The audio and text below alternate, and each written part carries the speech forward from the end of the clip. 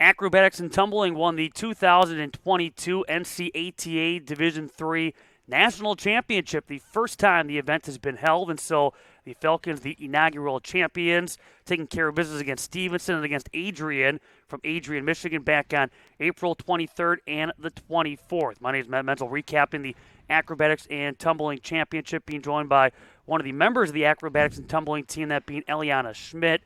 Take us back, a couple of weeks back now as we tape this in Adrian, Michigan.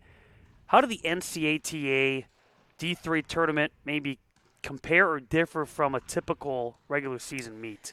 Yeah, so, well, usually in a regular season meet, we're usually only competing against one other team. But this time it was like laid out in a bracket.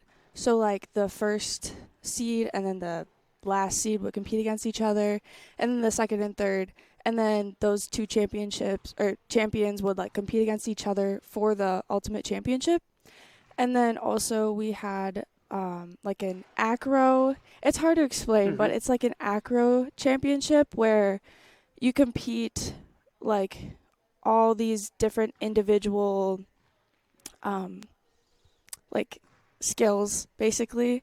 And then you have the opportunity to win a bunch of trophies. And we actually won 7 trophies during that. So that was pretty awesome. And then we ended up winning the ultimate championship. So yeah. When you look at those 2 days, how exciting, how emotional were those 2 days?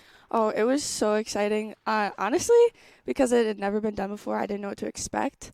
But it ended up being like the highlight of my entire season this year. I really enjoyed it. It was fun.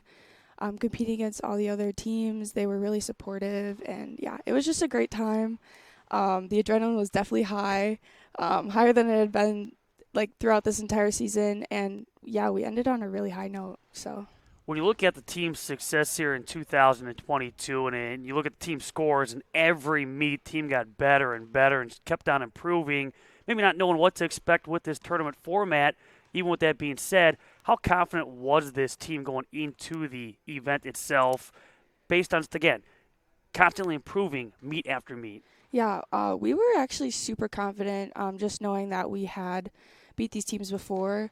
The only team that we didn't really know how it was going to be was Stevenson, but we were super confident. We actually, the entire season, we had been improving our skills, and at the very end, we even added in some new stuff, and they were of good difficulty. So we were really confident heading into this meet, like just knowing that we had incredible skills that we've really never had before. So When you look at all the competition from those 2 days in Adrian, Michigan, what was the maybe the one event, or what was the highlight for you personally? for me personally, it's called the open toss event. And that's where, so I'm a back spot. So I Mm-hmm. just kind of like toss and catch. But so what we do is like we'll toss the flyer up into the air and she'll do like a double twist. And that was the, our team is the first D3 team to compete that skill. So that was really awesome.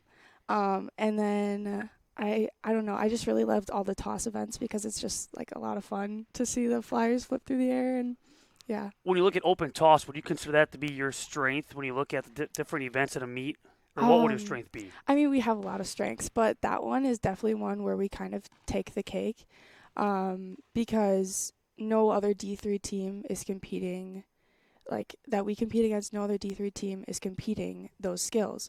So we kind of already feeling confident. We feel confident about those skills. So like when we went in there, we're like, oh yeah, like we got this. Like, yeah. Mention when you look at team scores in just about every different event, this team only got better as the season progressed. What do you point at when you look at the formula for success? How are you guys able to constantly improve meet after meet, in your opinion? Yeah, so we had really incredible like girls on the team this year. The freshmen were always willing to just kind of like take it up the next level, and try new skills that I mean, this is an entirely new sport for them. Like most of them come from gymnastic and cheer backgrounds, but they just took everything that the coach told them to do and they did it. And every practice that we went into, like we didn't really know what to expect every practice because they would kind of just throw something at us and be like, try this crazy new skill. And then it ended up working out. And it was pretty awesome because then we were eventually able to compete those skills and be confident with them. And we did them, like we executed them pretty much flawlessly. So it was, yeah, it was awesome. I don't know how we did it, but. You did it. Yeah, we did it, yeah. Couple of years now in the sport for you. How have you grown into acrobatics and tumbling? So I came from like a gymnastics and cheer background, and this was like a entirely new thing for me that I thought I might have just tried, and I ended up really loving it my first year. It's a good combination of the two sports, gymnastics and cheer, and I feel like definitely for me, I have grown to like be a better. I don't know. I've become a better leader through this sport. I've developed great work ethic because in this sport you wake up super early. Yeah, you wake up super early. It's a lot of practicing. It's a lot of lifting. So I feel like my like sport and athletic balance has gotten like it dramatically improved. My leadership skills have improved because now that I am like a vet on the team, I'm responsible for being a good leader and showing good sportsmanship and just being a good example for the other girls on the team. So yeah, I just feel like I've grown greatly like through participating in the sport. Yeah. To wrap it all up, you have the hardware now to prove it. What's this mean to you to be part of this team, the first ever Division III champs? Oh my gosh, it feels amazing. I feel like I'm a part of history in some way because this is like a new sport. And so I'm excited to see like where it progresses in the future, but I'm super proud of it. And I don't know, it just makes me feel special. And I know the rest of the girls on the team like feel really special. And yeah, it just feels amazing. Congrats and thanks for your time. Yeah, thank you so much. Now being joined by acrobatics and tumbling head coach Sarah Koenig. How did you guys prepare? Okay, first ever NCATA Division III championship in Adrian, Michigan. How do you guys go about preparing for the tournament itself? I think one of the biggest things that we stressed to the team was that it wasn't any different than any other competition. We didn't want them to put any more pressure on themselves or get any more anxious than they would for any other meet. I think the other big thing that we needed to prepare them for was those multiple days of competition back to back because that's not something that they've had to do before. So we spent a lot of time making sure that they were prepared to do multiple events back to back in a short amount of time, really working on their cardio and their conditioning, and I think it really paid off for us. When you put the schedule together, I know it was emphasized, it was an all D3 schedule here in 2022. Do you feel like that paid off in the sense that you're taking on like competition? I do. I think it was really important for us to have something that the Division III schools were able to compete for. One of the great things about our sport right now is that there is no division split, so that gives us the awesome opportunity to compete against Division I and II teams. However, at the end of the day, being able to compete against other schools that have the same sort of resources and the same sort of time allotment that we do, I think really paid off for us, and it was really exciting to be able to put that into a full competition. In the championship matchup against Adrian, I know the team goal was to hit 250 points. You guys hit 254.955. What was the key to that success that day?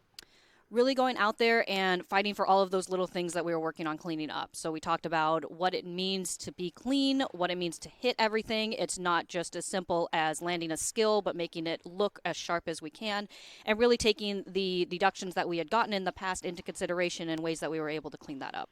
I know in other sports, coaches will say it's hard to beat a team or face a team 3 times in one season. How about in acrobatics and tumbling, facing Adrian, a rival for the Falcons, a team you guys were able to squeak a couple of wins against during the course of the regular season? Was it challenging seeing them a third time and kind of knowing what they're about?